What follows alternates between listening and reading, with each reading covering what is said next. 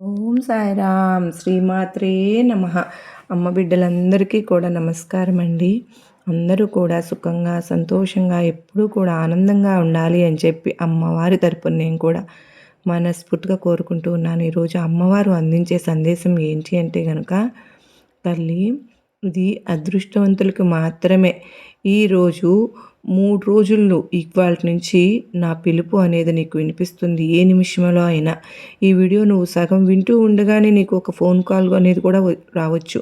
శుభవార్త వినబోతున్నావు, కానీ పొరపాటున అయినా కూడా నువ్వు ఇలా చేస్తే మాత్రం నేనైతే నిన్ను క్షమించను అని చెప్పి ఏదో తెలియని సందేశంతో అమ్మవారు ఈరోజు మన ముందుకైతే వచ్చారండి. మరి అమ్మవారు అందించాలి అనుకుంటున్న ఈ సందేశంలో ఉండే ఆంతర్యాన్ని మీరు పూర్తిగా గ్రహించాలి, పూర్తిగా వినాలి అని చెప్పి అనుకుంటే ఫుల్ వీడియో చూడాల్సిందే. ఎందుకంటే అమ్మవారు ఏం చెప్పినా కూడా అది మన మంచి కోసమే కనుక ఈ వీడియో తప్పకుండా మొత్తం అంతా కూడా చూడండి. మరి ఇక ఏమాత్రము ఆలస్యం చేయకుండా అమ్మవారి యొక్క సందేశం ఏంటో తెలుసుకుందామా? తల్లి, అదృష్టవంతులు మాత్రమే ఈరోజు నా సందేశాన్ని వినగలుగుతారు. ఎందుకు అంటే గనుక, నా పిలుపు అనేది నీ వరకు చేరాలి అన్నా కానీ, నా ఆశీర్వాదం అనేది నీకు దక్కాలి అన్నా కానీ, నువ్వు కోరుకున్నటువంటి కోరికలు నీకు నెరవేరాలి అన్నా సరే కానీ, మొదటిగా నా యొక్క ఆ పిలుపు అనేది నీ చెవిన పడాలి. నువ్వు నా భక్తురాలిగా లేదా నువ్వు నా బిడ్డగా నియమింపబడాలి. అలా జరిగినప్పుడు మాత్రమే నీకు ఏదైనా కూడా సాధ్యపడుతుంది. కొన్ని కారణాల వల్ల ఈ మధ్య కొన్ని రకాలైనటువంటి సమస్యల్లో ఇరుక్కుంటూ ఉన్నావు. మనశ్శాంతి లేకుండా లేనిపోని గొడవలు, చికాకులు, ఇబ్బందులు, అనారోగ్యము, ఇలా ఒకటి కాదు రెండు కాదు చెప్పుకుంటూ పోతే అనేక రకాలైనటువంటి సమస్యలతో కూడా నువ్వు బాధపడుతూ ఉన్నావు. ఏది ఏమైనప్పటికీ కూడాను మనసులో ఎక్కడో ఒక రకమైనటువంటి వెలితి నీకు ఉన్నప్పటికీ నా దుర్గమ్మ చూసుకుంటుంది, నాకు నా దుర్గమ్మ తోడుగా ఉంది, నాకంటూ ధైర్యం అమ్మే ఇస్తుంది, ఏదైనా కూడా నేను నెట్టుకుని ముందుకు వెళ్ళిపోగలను అని ఒక భరోసాగా జీవితాన్ని ముందుకు నెట్టుకుంటూ వెళ్తూ ఉన్నావు. కానీ ఒంటరిగా ఉన్నప్పుడు ఎన్నో రకాలైన ఆలోచనలు అనేవి మనసులో నిండిపోవడం వలన ఒక్కొక్కసారి మనసు బాధతో, ఒక్కొక్కసారి నీ కళ్ళల్లో నీటిని ఆపుకోవడం నీ వల్ల కూడా సాధ్యం అనేది కావడం లేదు. కానీ నీకు తెలియని ఒక్క విషయం ఏంటి అంటే కనుక, ఈ భూమి మీద ఉన్న ప్రతి ఒక్క జీవి, ప్రాణంతో ఉన్న ఏ జీవికైనా సరే కానీ ఏదో ఒక సమస్య అనేది ఉంటూనే ఉంటుంది.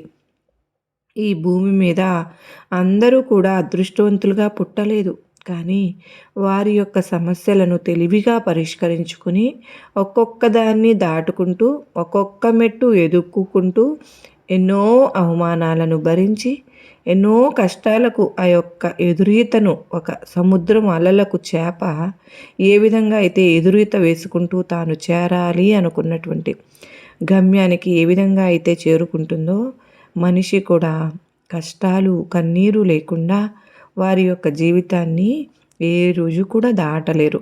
కనుక ఈ కష్టాలు, కన్నీరు, బాధలు నాకే ఎందుకు వచ్చాయి, నేనే ఎందుకు బాధపడుతున్నాను, నాకే ఎందుకు ఈ సమస్యలు అని చెప్పి ఎప్పుడు కూడా నువ్వు ఆలోచించకూడదు. నీకంటే ఇంకా ఎక్కువ కష్టాలు, బాధలు, సమస్యలు పడుతున్న వారు కూడా ఉన్నారు అని చెప్పి నీ మనసుకు నువ్వు సర్ది చెప్పుకొని జీవితాన్ని ఒక్కొక్క రోజు మెరుగ్గా మార్చుకోవడానికి ప్రయత్నించాలి. ఈరోజు పడిన కష్టం అనేది రేపు ఉండకుండా చేయడానికి ఏ విధంగా నీ మనసును సిద్ధపరచుకోవాలో అది నువ్వు మొదట తెలుసుకోవాలి. కష్టపడడానికైనా, బాధపడడానికైనా, కన్నీరు రావడానికైనా, దేనికైనా కూడా నీ మనసేనమ్మా కారణం అని అది నువ్వు చెప్పి నువ్వు పూర్తిగా గ్రహించగలాలి. మొదట పైకి ఎంతోమంది మధ్య యుద్ధాలు జరుగుతున్నట్లుగా, గొడవలు జరుగుతున్నట్లుగా, ఎంతో మంచి వారి యొక్క బంధువులతోనే శత్రుత్వాలు పెంచుకుని లోపల మనసు అంతర్భాగంలో యుద్ధాలను జరుపుకుంటూ ఉంటారు. ఇక్కడ పైకి కనిపించే గొడవల కంటే కూడా మనసు లోతుల్లో ఉండే ఆ గొడవల సంఖ్య అనేది చాలా ఎక్కువగా ఉంటుంది. ఇలా మనసు లోపల ఈ యుద్ధాలు అనేవి జరుపుకుంటూ ఉండడం వల్ల ఆ యొక్క మనిషికి అశాంతి, మనసుకి ప్రశాంతత లేకపోవడం, కోపం, చిరాకు, ఏ పని కూడా చెయ్యాలి అని చెప్పి అనిపించకపోవడం, పదే పదే విసుగు వస్తూ ఉండడం, ఓపిక సన్నగిల్లిపోతూ ఉండడం, ఇలా తలనొప్పులు రావడం, అనారోగ్య సమస్యలు రావడం, ఇవి తప్ప నువ్వు సాధించేది ఏదీ ఉండదు అని చెప్పి నువ్వు తెలుసుకోవాలి కూడా ఆ విషయాన్ని. నీ జీవితం అనేది నీ చేతుల్లోనే ఉంటుంది. ఇది ఆనందంగా మార్చుకోవాలి అన్నా నీ చేతుల్లోనే ఉంటుంది. నీ యొక్క జీవితాన్ని కష్టతరంగా మార్చుకోవాలి అన్నా కూడా అది కూడా నీ చేతుల్లోనే ఉంటుంది. మొదట నిన్ను నువ్వు గెలవడం నేర్చుకోవాలి.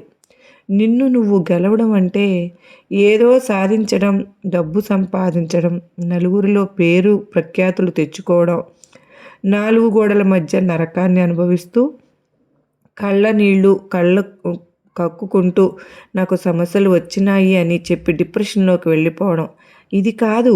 మనిషి తనను తాను గెలవాలి అంటే ఒక్కొక్కసారి తన మనసును గెలవాలి. తన మనసు ఒక్కొక్కసారి ఒకరి మీద అరవమని చెప్తుంది, ఒకరి మీద గొడవ పడమని చెప్తుంది, ఒకరు చేసిన పనులు నచ్చక వారిని నిలదీయమని చెప్తూ ఉంటుంది, వారు నీకు సరైన వారు కాదు అని చెప్తూ ఉంటుంది. ఇలా మనసు ఎవరి మీద అయితే నీకు వ్యతిరేకత అయిన భావాన్ని చూపిస్తూ ఉంటుందో అటువంటి సందర్భంలో నువ్వు వారి కోసమై గొడవకు దిగుతావు. దీని అంతటికీ కూడా కారణం నీ మనసు రేపుతున్న అలజడి. ఈ యొక్క అలజడిని తగ్గించుకుని ఆ మనసు చెప్పిన మాట నువ్వు వినకుండా మనసుని నువ్వు కంట్రోల్లో ఉంచుకొని ఆ మనసును జయించగలిగిన నాడు మాత్రమే నిజంగా నువ్వు జీవితంలో అన్నీ సాధించిన దానివి అవుతావు. కనుక ఇప్పుడు భార్యాభర్తల మధ్య గొడవలు జరుగుతున్నా, అత్తాకోడళ్ళ మధ్య గొడవలు జరుగుతున్నా, లేదా వదిన ఆడపడుచుల మధ్య గొడవలు జరుగుతున్నా, లేదా వ్యాపారాలు చేసే దగ్గర గొడవలు జరుగుతున్నా, దేనికి గొడవకు సిద్ధపడిన వారు ముందు వారి మనసును వారి కంట్రోల్లో ఉంచుకోలేక వారు ఆ గొడవలకు ముందడుగు వేశారు అని చెప్పి అర్థం చేసుకోవాలి. బిడ్డ, ఇదంతా కూడా నీకు ఎందుకు చెప్తున్నాను అనేది నీకు పూర్తిగా అర్థమైంది అని చెప్పి అనుకుంటున్నాను. మొదట నీ జీవితాన్ని గెలవడం కంటే కూడా, డబ్బును గెలవడం కంటే కూడా, సమాజంలో పేరు ప్రఖ్యాతులు అనేవి సంపాదించడం కంటే కూడా నీ మనసుని నువ్వు గెలవడం అనేది నేర్చుకోవాలి. నీ మనసును నువ్వు కంట్రోల్లో ఉంచుకోవడం నేర్చుకోవాలి. కోపం అంటే ఒకరి మీద కోపం వచ్చినప్పుడు వద్దు, నేను అరవకూడదు, అరవడం వల్ల నేను సాధించేది ఏదీ లేదు, అవతలి వారిలో మాత్రం ఎటువంటి మార్పు నా కేకల వల్ల రాదు అని చెప్పి తెలుసుకోవాలి. అలాగే ఆవేశం అనేది కూడా అలాగే ఒకరి మీద మితిమించిన ప్రేమను పెంచుకోవడం కానీ, లేదా నీ హద్దులను దాటి కొంతమంది ప్రేమికులను గమనించినట్లయితే కనుక ఒకరు చాలా స్ట్రిక్ట్గా ఉంటారు, మరొకరు వారితో మాట్లాడకుండా అసలు ఉండలేరు. పదే పదే ఫోన్ చేయాలి అని చెప్పి అనిపించడం, పదే పదే మెసేజ్లు పెట్టాలి అని చెప్పి అనిపించడం, వారిని చూడాలి అని చెప్పి అనిపించడం, కానీ అవతలి వారికి మాత్రం ఈ ఆలోచనలు ఏవి కూడా లేకుండా వారి పనులు వారు చక్కగా స్ట్రిక్ట్గా చేసుకుంటూ వెళ్ళిపోతారు. వీరు పదే పదే ఫోనులు చూస్తూ ఉండటం వల్ల వారికి వీరి మీద ఒక రకమైనటువంటి చులకన ప్రభావం, తప్పుడు అభిప్రాయం అనేది ఏర్పడుతుంది. దీని కారణంగా అవతలి వారి దృష్టిలో వీరి మీద గౌరవం, విలువ అనేవి తగ్గిపోతాయి. ఎప్పుడైనా సరే కానీ అవతలి వారు పలకరించినప్పుడు మనం మాట్లాడితేనే మనకు గౌరవం, విలువ అనేవి పెరుగుతాయి తప్ప పదే పదే మనం కోప్పడడం, అరవడం, ఎగబడడం, వారి కోసమై వేచి ఉన్నట్లుగా, ఎదురు చూస్తూ ఉన్నట్లుగా, వారి కోసం మనం కరువాసిపోయి ఉన్నట్లుగా కనుక మనం ప్రవర్తన కనుక వారు గమనించినట్లయితే వారి దృష్టిలో మనం వెంట్రుక కంటే చులకన అభిప్రాయం అనేది వచ్చేస్తుంది.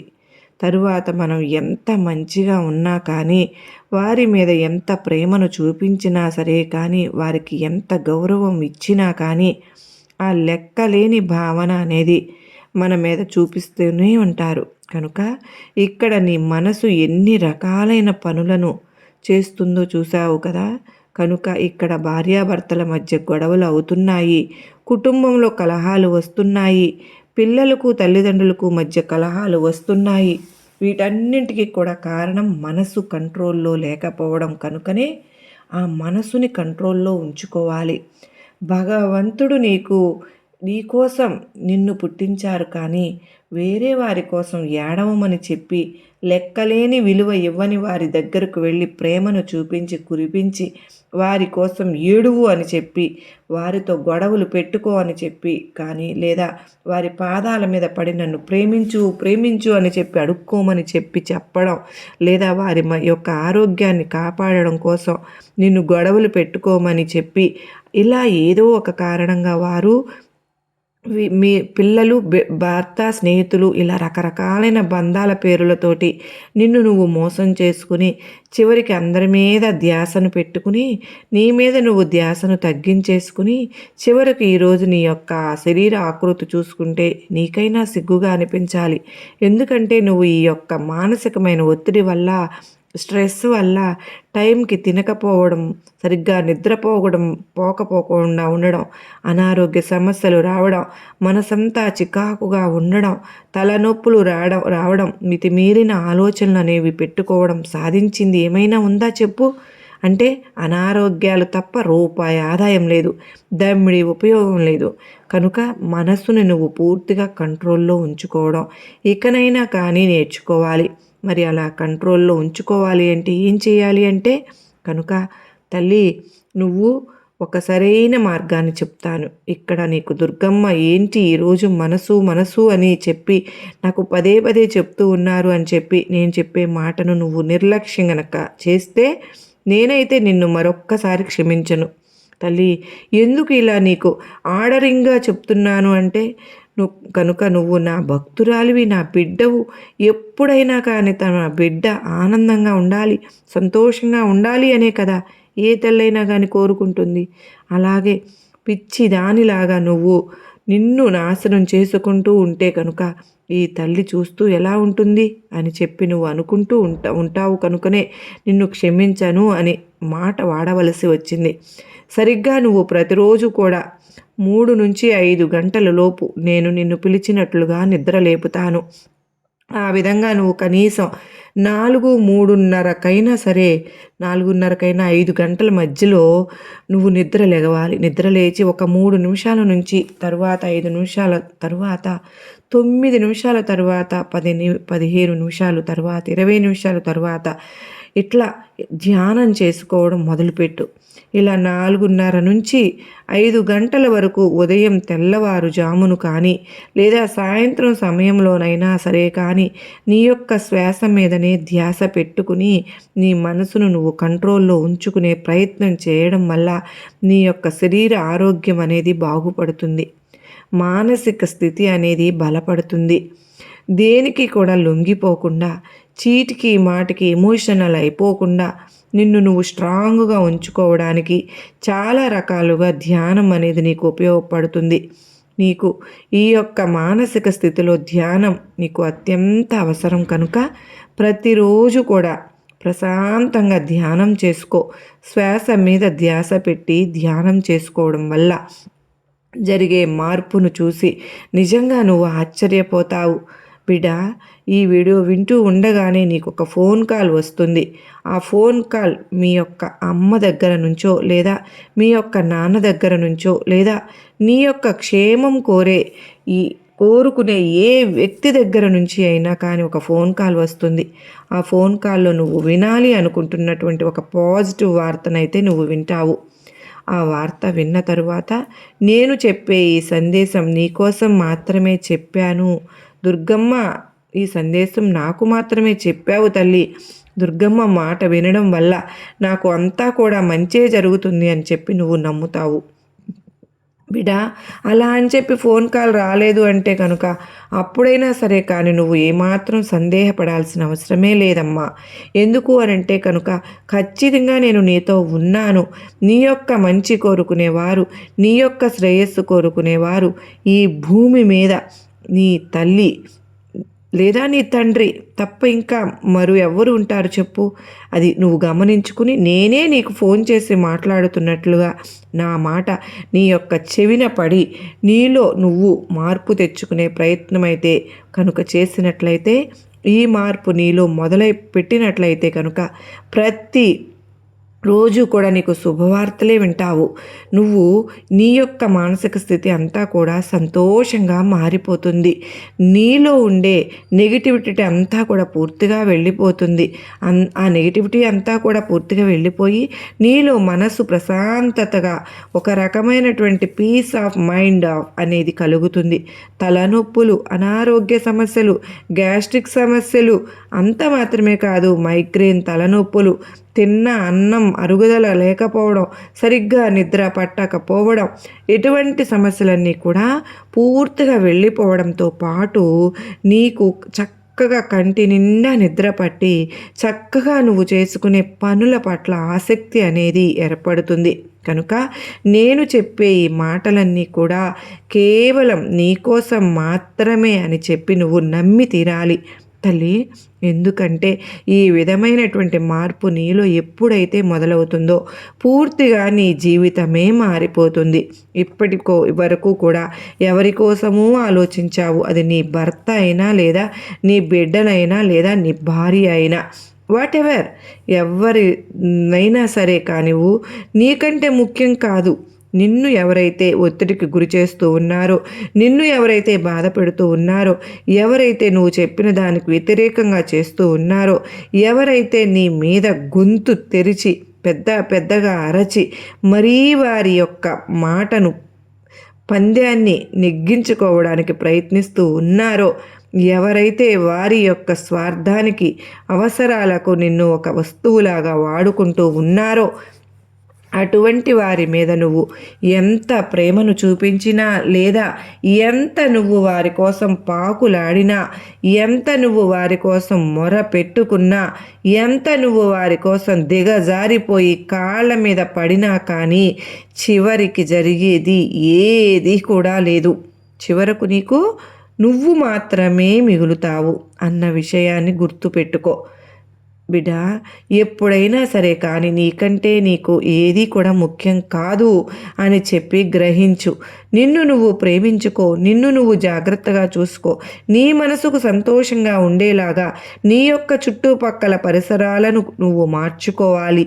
ఒకరి మీద ఆధారపడవద్దు. నీ యొక్క జీవితాన్ని తీసుకుని వెళ్ళి వేరొకరి చేతుల్లో పెట్టవద్దు.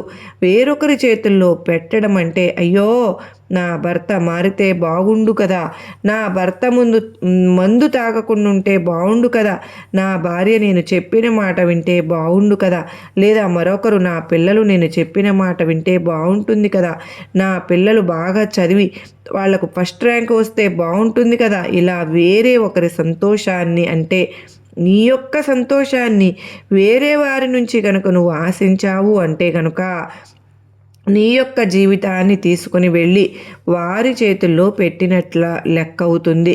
కనుక వారు మారితేనో, వారికి ఫస్ట్ ర్యాంక్ వస్తేనో, లేదంటే కనుక వారికి ఉద్యోగం వస్తేనో, లేదంటే ఇంకేదన్నా చేస్తేనో నువ్వు సంతోషంగా ఉండడం కాదు. నిన్ను నువ్వు సంతోషంగా ఉంచుకోవాలి. నీకోసం నువ్వు మారాలి. నిన్ను నువ్వు జాగ్రత్తగా చూసుకోవాలి. నీ తరువాతనే అన్నీ కూడా ఎక్స్ప్రెషన్స్ పెట్టుకో తల్లి. అంతేకాని ఏది నిన్ను నువ్వు మోసం చేసుకుంటూ ఎక్స్పెక్టేషన్స్ను వాళ్ళ మీద పెట్టుకుని నీకోసం నువ్వు తాపత్రయపడకుండా ఉండటం తప్పు.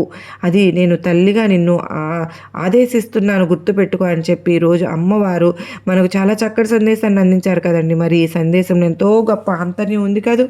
ఈ సందేశం మీ అందరికీ గొప్ప నమ్మకాన్ని, ధైర్యాన్ని కలిగించింది కదూ. నచ్చింది అనుకున్న ప్రతి ఒక్కరూ కూడా మీరందరూ ఈ వీడియోకి చిన్న లైక్ ఇవ్వాలని మనస్ఫూర్తిగా కోరుకుంటున్నానండి. మరి నచ్చింది అనుకున్న ప్రతి ఒక్కరూ కూడా ఈ వీడియోని మరికొంతమందికి షేర్ చేయండి అమ్మ బిడ్డలకు. మరి అమ్మ సన్నిధి ఛానల్ని మొదటిసారిగా చూస్తూ ఉన్నట్లయితే ప్రతి ఒక్కరూ కూడా సబ్స్క్రైబ్ చేసుకుని నాకు సపోర్ట్ అవుతారని ఆశపడుతున్నాను. అంత మాత్రమే కాదండి, కామెంట్ సెక్షన్లో ఓం శ్రీమాత్రే నమః అని కామెంట్ పెట్టడం మాత్రం అసలు మర్చిపోవద్దు ఫ్రెండ్స్. అలాగే మరలా మరో చక్కని అమ్మవారి సందేశంతో కలుసుకుందాం. అంతవరకు అమ్మవారి యొక్క ఆశీస్సులు మనందరిపైన, మన కుటుంబ సభ్యులందరిపైన ఉండాలి అని నేను కూడా మనస్ఫూర్తిగా కోరుకుంటున్నానండి. అమ్మవారి ఆశీస్సులు మనందరిపైన, మన అందరికీ కూడా కృపా కరుణ కటాక్షములు అష్టైశ్వర్యాలను ఆయురారోగ్యాలను ప్రసాదించాలని అమ్మవారిని వేడుకుంటూ అందరికీ నమస్కారం అండి. ఓం సాయిరామ్. శ్రీమాత్రే నమః.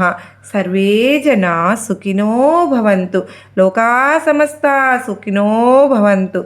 శ్రీమాత్రే నమః అని అందరము పలుకుదామా?